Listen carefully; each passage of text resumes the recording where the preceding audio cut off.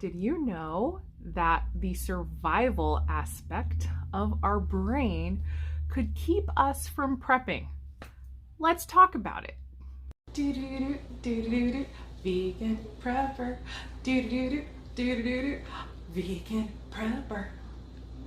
Hey everyone, Kathy the Vegan Prepper here, and today we're going to be talking about our brains and how they're wired for us to be survivors and not necessarily to help us get things done. So essentially speaking, our brains are programmed when we feel threatened or when we feel unsafe to have one of three responses: to either fight, to flee, or to freeze. And so anytime we feel threatened, anytime we feel unsafe, we will tend to respond in one of those three ways. I basically got all of this started kind of percolating in my mind based on a video that I watched from The Minimal Mom, which was so helpful to me, and I will link it down below. I really encourage you to watch that video. It was excellent. But she was talking about reading an article in Psychology Today that basically talked about this very thing, and how a lot of times what we will label as laziness or procrastination is oftentimes our brains basically just stopping on certain things because in a certain way we feel threatened or we feel unsafe in whatever way. And that doesn't necessarily always mean that there's a direct threat or a direct confrontation with something that's genuinely dangerous. It's just our brains perceive the threat or the lack of safety oftentimes because of stress. If we are under stress, that's when a lot of times you'll have those responses either to flee or to freeze, and just not be able to accomplish anything. I was thinking about this too, because it really does seem like a lot of the prepping community, at least the preppers with the largest channels that seem to be the biggest and get the most views and are the most prominent, they seem to fall into the category of people who probably respond with fight when they're faced with a threat or they're faced with something that feels unsafe. They decide, I am going to take action on this and I am going to move forward and do what I need to do to make sure that I'm safe and whatever. I feel like that is amazing. I wish I had more of that. But then there are people who will respond with a flee, where they'll just run away. They don't want to hear it. They can't even think about it. Or people maybe who understand what's important. They recognize the threat, but they tend to freeze because they become overwhelmed by the feelings of stress. This really kind of encapsulates for me, finally, I have a means of expressing why I feel so strongly about keeping my channel a safe place that's free from anxiety and stress and fear. Even though I know I'd probably get so many more views if I were constantly talking drama, constantly talking all of these big, whatever awful things going on in the world, all the reasons that really, there's like reasons to prep, but I'm not talking about those things because I want this to be a safe place, because even though I didn't know how to express it, there was this part of me that understands, probably because I have a tendency towards that fleeing or that freezing response when I'm threatened, or I feel stressed or whatever. Maybe just intuitively, because I understand that from my own perspective, I know that if I make this space stressful or fearful, that I'm going to actually be turning people off who may otherwise be able to take some steps, be able to take, have a little bit of forward momentum towards achieving goals. So for me, it's a very passionate thing of mine to make sure that this place stays safe. But I think it's also really interesting to note that our brains have these three responses.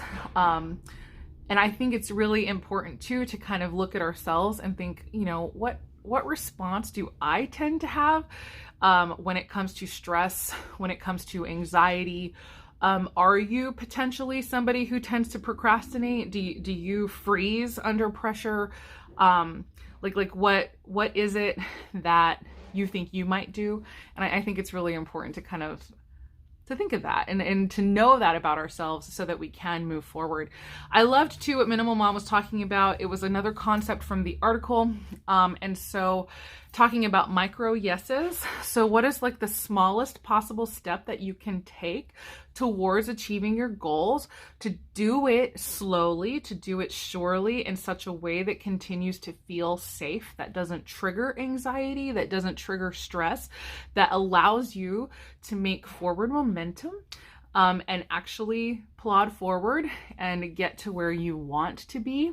I feel like that's how I've prepped this whole time. It started with, one small step at a time, just sort of figuring out. Originally for me, it was not prepping that I was doing.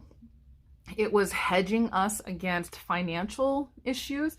I've talked many times on the channel about going through some extreme financial hardships and I can link this video down below as well. Actually, I think I've made it my main video, but I won't, like, when you go to my channel, this is the video that plays.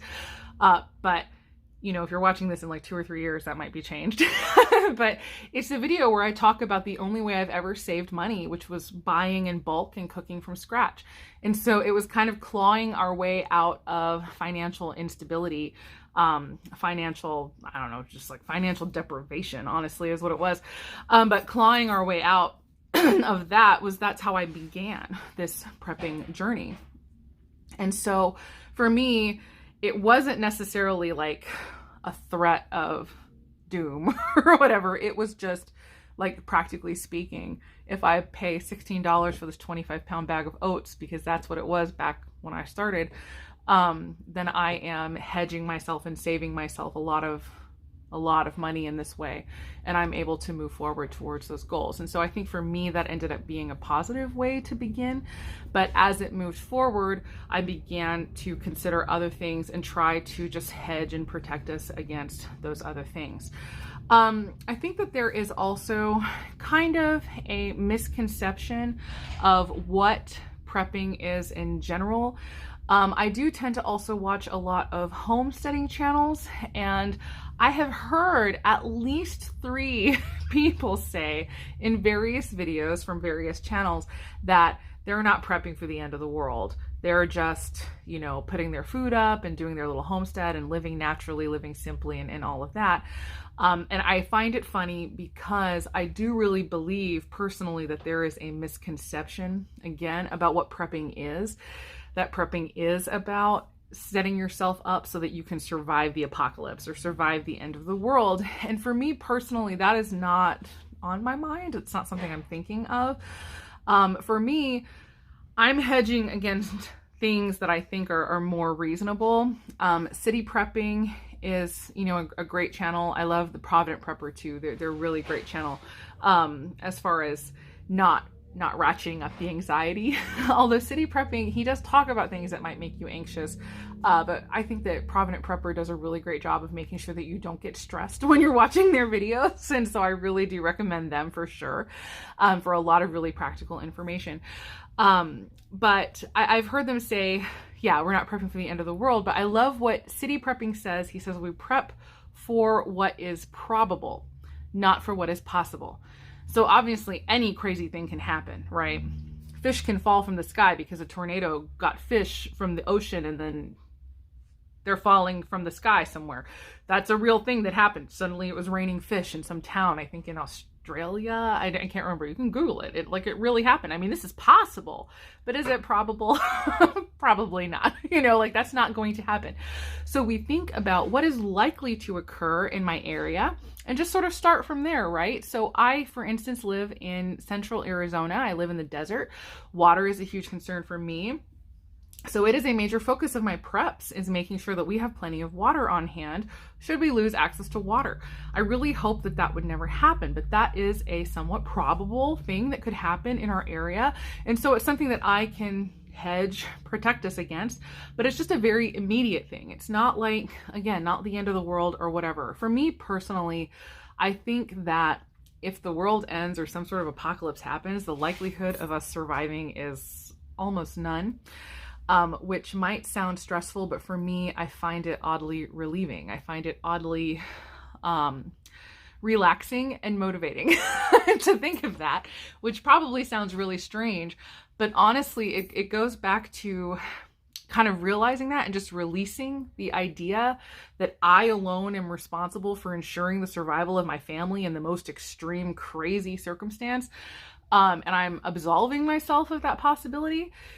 It relaxes me, right? It takes my brain out of the danger, out of the threat mode, and I can focus on what's probable and prep for those things that, like, just let it go. Like release the things that are kind of crazy, kind of out there, kind of improbable, and focus on what's practical. And I think that could be something too that's really helpful. Take those micro steps towards the most possible thing, the most probable thing in your area. It's going to be different for everyone. The most important thing is going to be different depending on where you live, your situation, your income level, whether you're in a house, whether you're in an apartment, whether you're in whatever. But if you can figure out kind of the smallest, least threatening steps that you can take towards just hedging your family, protecting, like let it be just the most practical thing, the most sensible thing. This is only like in the last 100 years that we've even had, reliable inventory in grocery stores. People used to grow tons of their own food, even though they had like a general store, or you know what I mean? So this is just, it's practical. It makes sense. It's a good thing to do. This is just being a responsible human being. It's just putting up some food, making sure that everything's taken care of. And it doesn't have to be a thing. It doesn't have to be some big thing about doom and gloom and the end of the world. That's not what prepping is. Prepping is very practical. It's very normal. And it's only in the last 100 years or so that storing your own food became an abnormal thing for human beings. This has been the way that we've survived for thousands of years, is by taking these steps. And it can be from that perspective as well. Hey, it just makes sense. This is just what we do. This is just how we survive. And this is how we thrive and live and just have a good life. So anyway, I sort of wanted to talk about that and bring that concept forward. Was that interesting to you? Do you think that's true, that I made that correlation, that there are people who won't prep because they get too stressed about it and they flee or they freeze? Do you think it's true that the preppers that are like super gung-ho and like, I don't know, super tough and kind of in your face about stuff, do you think that they tend to be the more fight response type? Like what do you think about that? Like, am I just totally out there or whatever? I don't know. Let me know in the comments down below if that sort of got your wheels turning. And yeah, it's a good way too, like if you've been wanting to try to get somebody interested in prepping who's not interested, to maybe like relax, make it the most practical and reasonable thing possible, and maybe that could help. But anyway, I just wanted to sort of come and have that little chat and talk with you guys about that. But yeah, let me know what you think down below. And as always, I hope the rest of your day is good and your life stays wonderful. I really mean that. See you guys later.